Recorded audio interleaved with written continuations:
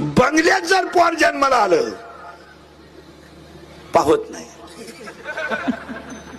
महिला मंडळ सुनबाईला 3रा महिना लागला, चेक करून आणली, चेक करावं लागते.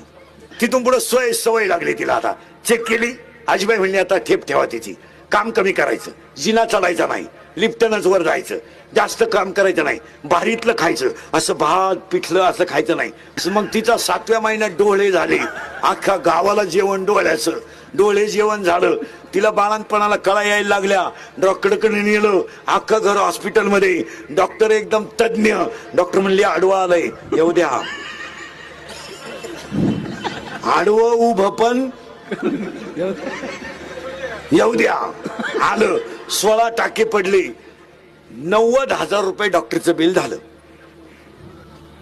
शिकिंग केल्यापासून तर सिझरिंग करेपर्यंत.